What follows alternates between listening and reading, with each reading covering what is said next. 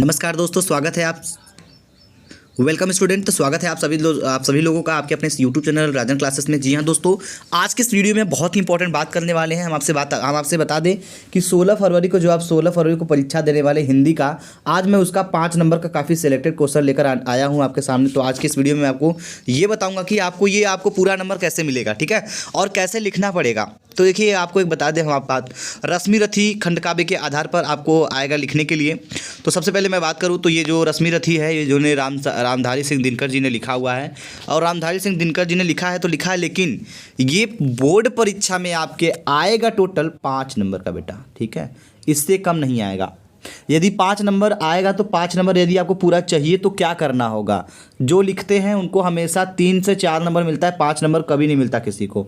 तो आज की वीडियो में यही बताऊंगा कैसे लिखेंगे कि आपको 5 नंबर पूरा मिलेगा, ठीक है। तो चलिए बिना देर के शुरू करते हैं आज के इस वीडियो को। तो सबसे पहले ये बात कर लेते हैं कि ये वीडियो जो बनाया जा रहा है ये उन जिला वालों के लिए जो कि जिसके ज़िला में रश्मि रथी खंडकाव्य के आधार पर आपको पूछा जाएगा, ठीक है। वाराणसी वाले ध्यान देंगे, जितने भी लोग वाराणसी जिला से बिलोंग करते हैं उनको रश्मि रथी खंडकाव्य के आधार पर उनका लिखना पड़ेगा चरित्र चित्रण।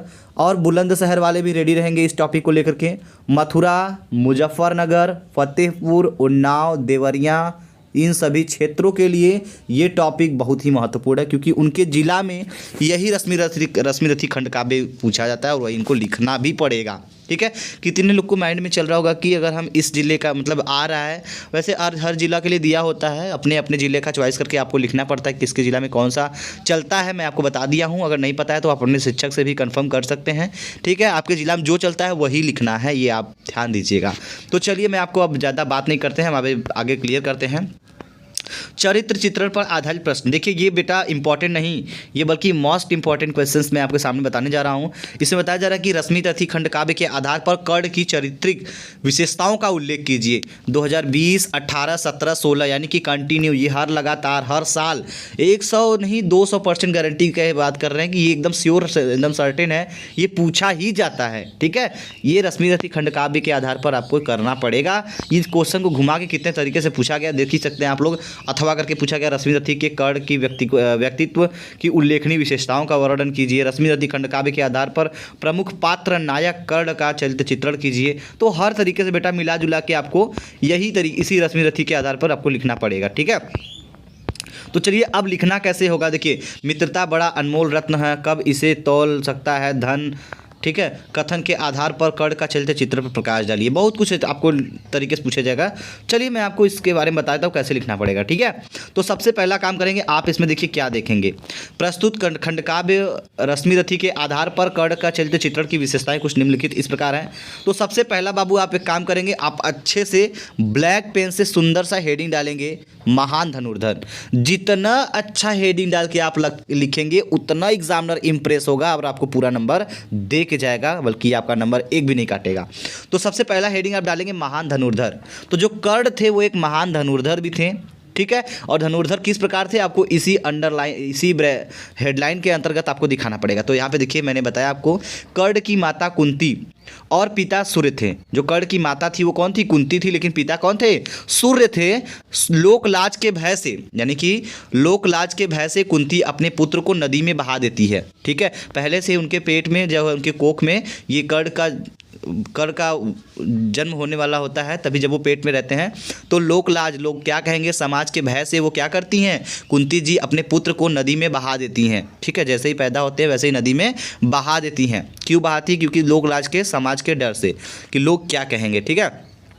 कर्ण एक सूत को मिला, यानी कि कर्ण जो है, जो बहादी बच्चे के रूप में वो कर्ण था, और कर्ण जिसको मिले हैं, जो कर्ण को पाया है बहते हुए पानी में, नदी में बहते हुए नदी में जिसने पाया है वो एक सूत था। सूत माने मल्लाह, वो एक मल्लाह था, ठीक है।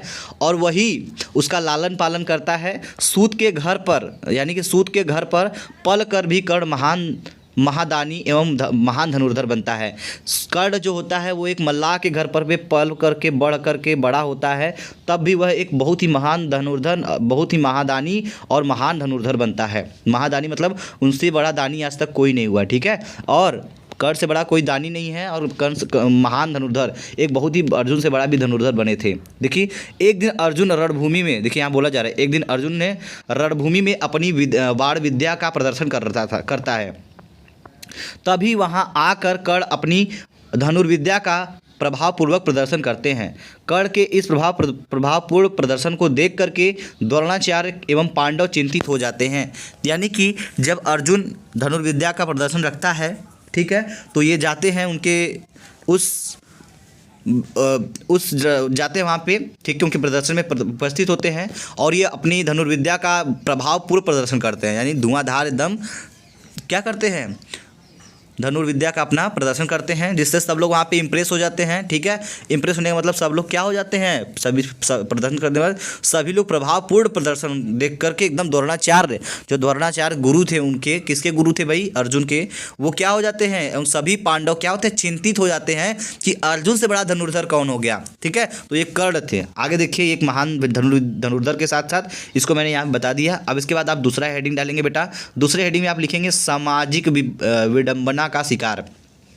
ठीक है, कर्ण क्षत्रिय कुल से संबंधित था। जो कर्ण था वो क्षत्रिय कुल से संबंधित था, लेकिन उसका पालन पोषण कहाँ हुआ था बेटा, एक सूत द्वारा हुआ था, एक मल्लाह द्वारा हुआ था। ठीक है, कोई भी हो, अगर उसका जन्म किसी बड़े घराने में हुआ है, अगर उसका पालन पोषण किसी छोटे घराने में हो रहा है तो उसको छोटा ही माना जाएगा। ठीक है, तो यही बात यहाँ बता दें कि कर्ण क्षत्रिय कुल के संबंधित था, लेकिन उसका लालन पालन जो है, पालन पोषण जो है वो एक मल्लाह के द्वारा यानी एक सूत के द्वारा हुआ था, जिसके कारण वह सूत पुत्र के नाम से बुलाया जाता था, यानी जिसके नाम से सूत पुत्र कहलाया। ठीक है, सूत पुत्र माने कि सूत्र के मतलब सूत के घर पर पालन पोषण होने के कारण उसे सूत पुत्र कहलाया। ठीक है, और इसी कारण उसे पग पग का अपमान का घूंट पीना पड़ा, इसीलिए उसे बार बार अपमानित होना पड़ता था।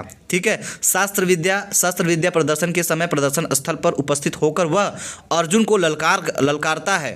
ठीक है, जब वो प्रदर्शन करता है तो अर्जुन को ललकारता है। किस तरह ललकारता है, तो सब स्तब्ध रह जाते हैं। जब वो ललकार देता है अर्जुन को धनुर्विद्या को दिखा करके अपने प्रदर्शन को, तो सब लोग स्तब्ध रह जाते हैं। यहाँ पर कर्ण को कृपाचार्य की कूटनीतियों का शिकार होना पड़ता है। ठीक है, द्रौपदी स्वयंवर में भी उसे अपमानित होना पड़ता है। ठीक है, कहाँ पे, द्रौपदी के स्वयंवर में भी उसे क्या करना पड़ता है, अपमानित होना पड़ता है। दूसरा हेडिंग ये हो गया। तो यहाँ पे सामाजिक विडंबना मतलब सामाजिक शिकार कैसे बनता था, वो सूत पुत्र के घर पे पला बड़ा था, इसलिए लोग उसे ताने देते थे, इसलिए वो सूत पुत्र का भी सामाजिक शिकार था। ठीक है, अब देखिए, अब अगला हेडिंग आप सच्चा मित्र ये डालेंगे। सच्चा मित्र यानी कि सच्चा मित्र क्या होता है, मित्रता। देखिए इन्होंने बहुत अच्छी मित्रता भी निभाई है, कर्ण जो थे एक अच्छी मित्रता भी निभाई है। यहाँ पे बताया जाए कि कर्ण दुर्योधन का सच्चा मित्र है। दुर्योधन कर्ण की वीरता से प्रसन्न होकर उसे अंग देश का राजा बना देता है। जो धनुर्विद्या का प्रदर्शन करते हैं ये कौन, कर्ण जी, तो दुर्योधन का सच्चा मित्र बनने का मतलब ये होता है कि जब उसके प्रदर्शन को देखते हैं दुर्योधन कर्ण की वीरता से प्रसन्न होकर उसे अंग देश का राजा बना देते हैं। ठीक है, अब वो सूतपुत नहीं रहेगा, अब वो अंग देश का राजा बना दिया गया है। कौन बनाया है, दुर्योधन ने बना दिया है, उसका मित्र बन गया है। ठीक है, अब देखिए इस उपकार से भाव विभल कर्ण सदैव के लिए दुर्योधन का मित्र बन गया। यानी कि इस उपकार को देख करके जब वो उसे अंग देश का राजा बना दिया दुर्योधन ने कर्ण को, तो उसके इस उपकार को देख करके कर्ण सदैव हमेशा के लिए दुर्योधन का मित्र बन गया। वह श्री कृष्ण और कुंती के प्रलोभनों से को ठुकरा देता है। ठीक है, जब वो सच्चा मित्र बन जाता है तो अपनी श्री कृष्ण और कुंती दोनों के क्या करते हैं, दोनों के सम्मान को दोनों के प्रलोभनों को ठुकरा देते हैं। कहने का मतलब जब वो अर्जुन को ललकारता है युद्ध के लिए, तो कुंती और श्री कृष्ण उसे समझाने जाते हैं कि मतलब समझाते हैं, फिर भी वो नहीं मानता है। उनको क्या करता है, उनको भी प्रलोभनों से ठुकरा देता है, क्योंकि उसकी मित्रता किससे हो गई है, दुर्योधन से। वो सच्ची मित्रता भी निभा रहा है किससे, दुर्योधन से। वह श्री कृष्ण से कहता है, कौन कहता है भाई, श्री कृष्ण कहता है कि मुझे स्नेह और सम्मान दुर्योधन ने ही दिया है। वो कौन, कर्ण कहता है श्री कृष्ण से कि मुझे प्रेम और सम्मान दुर्योधन से ही मिला है, सो दुर्योधन ने दिया है। अतः मेरा तो रोम रोम दुर्योधन का ऋणी है, मेरा मतलब मेरा रोंगटे रोम रोम क्या है, दुर्योधन का कर्जदार है यानी ऋणी है। वह तो सब कुछ दुर्योधन पर न्यौछावर करने को तत्पर रहता है, यानी कि कौन, कर्ण जो है दुर्योधन पे सब कुछ अपना न्यौछावर करने को क्या होता है, तत्पर मतलब तैयार रहता है। ठीक, क्यों? क्योंकि वो उसका सच्चा मित्र बन चुका है। ठीक है, अब देखिए सच्ची मित्रता कुछ इस तरह से निभाते हैं, कौन, कर्ण जी दुर्योधन के साथ। अब आगे हेडिंग आप डालेंगे गुरु भक्त। अब यहाँ पे ये सिद्ध करना है कि गुरु भक्त कैसे बहुत बड़े गुरु भक्त होते हैं। ठीक है, देखिए कर्ण सच्चा गुरु भक्त है, कैसे पता चलेगा, वह अपने गुरु के प्रति विनयी एवं श्रद्धालु है। एक दिन परशुराम कर्ण की जंघा पर, यानी कि एक दिन परशुराम कर्ण की जंघा पर सिर रखकर सोए हुए थे। ठीक है, जो परशुराम थे वो कर्ण की जंघा पर क्या कर रहे थे, सर को रख के अपने सोए हुए थे।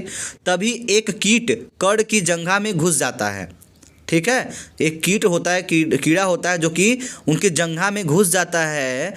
रक्त की धारा बहने लगती है और खूनों का धारा बहने लगती है, बेटा रक्त बहने लगता है। वह चुपचाप पीड़ा को सहता है, कौन, कर्ण जो होता है वह चुपचाप अपनी पीड़ा को सहता है, क्योंकि पैर हिलाने से गुरु की निद्रा जो है, जो नींद है वो खुल सकती है, लेकिन आंखें खुलने पर वह तो गुरु को अपने बारे में सब कुछ बता देता है। गुरु क्रोधित होकर उसे आश्रम से निकाल देते हैं, लेकिन वह अपना विनय नहीं छोड़ता और गुरु के चरण स्पर्श करके वहाँ से चल देता है। बेटा वो जो कर्ण होते हैं वो पैर अपना इसलिए नहीं हिलाते डुलाते हैं क्योंकि गुरु की हमारी निद्रा खराब ना हो जाए, इसलिए उस कीट का जो दर्द है, उस रक्त की जो दर्द है वो भी बर्दाश्त कर जाते हैं। जी बेटा, इस तरह से ये पता चलता है कि वो कर्ण थे एक बहुत बड़े गुरु भक्त थे, बल्कि जो गुरु थे वो क्रोधित होकर उसे आश्रम से निकाल देते हैं, लेकिन वह अपना विनय नहीं छोड़ता है, उनसे कुछ नहीं कहता है और गुरु के चरण को स्पर्श करके वहाँ से चल जाता है। ठीक है, पांचवा हेडिंग देखिए, 5 हेडिंग डालेंगे, 5 नंबर बहुत अच्छे से आप ले जाएंगे। महादानी, कर्ण से बड़ा महादानी कोई नहीं है। आइए हम आपको इनकी दानवीरता बताते हैं, क्या दानवीरता है इनकी। ठीक है, कर्ण महादानी है। कर्ण महादानी किस तरह से यहाँ सिद्ध करेंगे, प्रतिदिन प्रातःकाल संध्या वंदन करने के बाद वह याचकों को दान देता है। उसके द्वार से कोई भी याचक यानी कोई भी भिखारी खाली नहीं लौटा। कर्ण को दानशीलता का वर्णन कवि ने इस प्रकार से किया है। देखिए कर्ण की दानवीरता को देख करके प्रातःकाल यानी कि सुबह और शाम के समय में कोई भी भिखारी अगर आपके मतलब उनके द्वार पे आता था तो क्या करते थे, उसको खाली हाथ नहीं भेजते थे। और उसी पर कर्ण की दानशीलता का वर्णन कवि ने इस प्रकार किया है, क्या किया है, रवि पूजन के समय सामने जो याचक आता था मुंह मांगा वह दान कर्ण से अनायास वह पाता था। यानी कि रवि पूजन यानी सूर्य की पूजन के समय, ठीक है, कोई भी याचक कोई भी भिखारी उनके सामने आता था, मुंह मांगा दान पाता था। किसके द्वारा, कर्ण से अनायास का क्या पाता था, मुंह मांगा वो दान पाता था। इंद्र ब्राह्मण का वेश धारण करके यानी कि इंद्रदेव ब्राह्मण का वेश धारण करके, यानी कि कर्ण को पराजित करने वाला कोई नहीं था। यहाँ बताया जा रहा है कि इंद्र, ठीक है, इंद्र ब्राह्मण का वेश धारण करके कर्ण के पास आते हैं। यद्यपि कर्ण इंद्र के छल को पहचान लेता, तथापि तब वह इंद्र को सूर्य द्वारा दिए गए कवच और कुंडल दान में दे देता। ठीक है, यानी कि जो सूर्य द्वारा कुंडल कवच उसको मिला था, किसको, कर्ण को। ठीक है, सूर्य द्वारा दिए गए कवच और कुंडल दान में दे देता है। किसको देता है, उनको देता है, इंद्र को। ठीक है, इंद्र जो है वो ब्राह्मण का वेश धारण करके कर्ण के पास आते हैं। ठीक है, यद्यपि कर्ण इंद्र के छल को पहचान लेता, यदि उसके छल को पहचान लेता, तथापि तब वह इंद्र को सूर्य का मतलब क्या कहता है, तभी सूर्य के द्वारा दिए गए कुंडल कवच दे देता है। जब तक उसके पास कुंडल कवच रहता है उसको कोई हानि नहीं थी। ठीक है, इसलिए इंद्र उनके अपने छल के द्वारा क्या करते हैं, उसके कुंडल कवच को ले लेते हैं। ठीक है, चलिए, तो कैसा रहा ये क्लास, आपको बहुत अच्छा लगा होगा बेटा। इसी के साथ हम आगे बढ़ेंगे नेक्स्ट क्वेश्चन पे। तो अगला क्वेश्चन देखिए, अगला क्वेश्चन है रश्मि रथी खंड काव्य के आधार पर कुंती का चरित्र चित्रण कीजिए। ये बहुत इंपॉर्टेंट है बेटा। जैसे कर्ण का आपने किया वैसे कुंती का भी आपको करने को आ सकता है। 5 नंबर का ये भी दिया जाएगा। क्वेश्चन बिल्कुल यही रहेगा, रश्मि रथी का ही रहेगा। आप लिखेंगे क्या, देखिए इसमें लिखेंगे क्या, जब कुंती की बात आएगी, कुंती पांडवों की माता है, यानी कुंती जो है वो पांडवों की माता है। सूर्यपुत्र यानी सूर्यपुत्र कर्ण का जन्म कुंती के गर्भ से ही हुआ था। जो कर्ण था, ठीक है, मतलब सूर्यपुत्र, जो सूर्य का पुत्र था कर्ण, उनका भी जन्म कुंती के गर्भ से ही हुआ था। इस प्रकार कुंती के 5 नहीं वरन बल्कि 6 पुत्र थे। कुंती की चारित्रिक विशेषताएं कुछ इस प्रकार से हैं। समाज भीरु, जो समाज का लोकलाज था उनके अंदर क्या था, देखिए, कुंती लोकलाज के भय से अपने नवजात शिशु को गंगा में बहा देती हैं। वह कभी भी उसे स्वीकार नहीं कर पाती हैं। उसे युवा और वीरत्व की मूर्ति बने देखकर भी अपना पुत्र कहने का साहस नहीं कर पाती हैं। बेटा, इतना बड़ा धनुर्धर होने के साथ साथ यानी कि जो कर्ण है उसकी युवा और वीरत्व यानी कि जो वीरता है, वीरता की मूर्ति बने देखकर भी वह अपना पुत्र कहने का साहस नहीं कर पाती हैं। जब युद्ध की विभीषिकता सामने आती है, जब युद्ध सामने आता है कि पांडव और कर्ण के बीच में लड़ाई होने वाली है, युद्ध होने वाला है, तो वह कर्ण से एकांत में मिलती हैं, कर्ण को अकेले में मिलती हैं और कहती हैं, क्या कहती हैं, दयनीय स्थिति को व्यक्त करती हैं। क्या करती हैं, कर्ण को समझाती हैं कि बेटा तुम भी मेरे ही पुत्र हो और पांडव भी मेरे ही हैं, तो तुम दोनों आपस में लड़ोगे नहीं, ठीक है, इस तरह से कुछ समझाती हैं समाज भीरु से, इसलिए उनसे चुपके से मिलती हैं, एकांत में मिलती हैं। एक हेडिंग ये डालेंगे और एक हेडिंग आप ये डालेंगे, ममतामयी माँ, ठीक है, उनकी ममता किस तरह से छलकती है ये देखिएगा। इसमें बताया जा रहा है कि कुंती ममता की साक्षात मूर्ति है, ठीक है, जो कुंती है वो ममता की साक्षात मूर्ति है। ममतामयी माँ, उनकी ममता देखिए जरा कुछ इस प्रकार से है। कुंती को जब पता चल जाता है, यानी कुंती जो है उनकी माता जो कर्ण की हैं, जब कुंती को पता लगता है कि कर्ण उनके अन्य 5 पुत्रों से युद्ध होने वाला है, जब उनको पता चलता है कि कर्ण और पांडवों में युद्ध होने वाली है, ठीक है, तो वह कर्ण को मनाने उसके पास जाती हैं। किसके पास, कर्ण के पास जाती हैं कि और उसके प्रति अपना ममत्व, उसके प्रति अपनी ममता का एवं वात्सल्य प्रेम प्रकट करती हैं। वह नहीं चाहती हैं कि उनके पुत्र युद्ध भूमि में एक दूसरे के साथ संघर्ष करें। कोई भी माँ हो नहीं चाहती है कि उसके पुत्र आपस में कभी लड़ें, कभी झगड़ें, ठीक है, ये माँ की ममता होती है बेटा। उसी तरह यहाँ पे कुंती की ममता भी छलक रही कुछ इस प्रकार से। वो नहीं चाहती है कि कर्ण और पांडव आपस में कभी युद्ध भूमि में अपना युद्ध करें और अपने संघर्ष करें।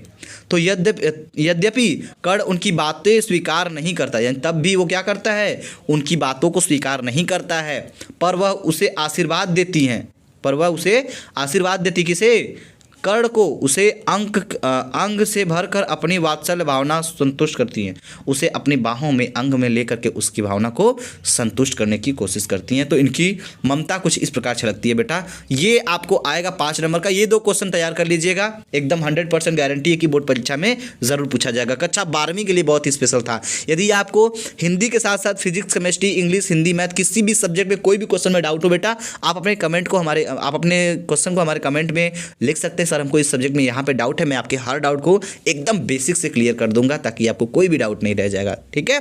चलिए, जय हिंद दोस्तों, जय भारत।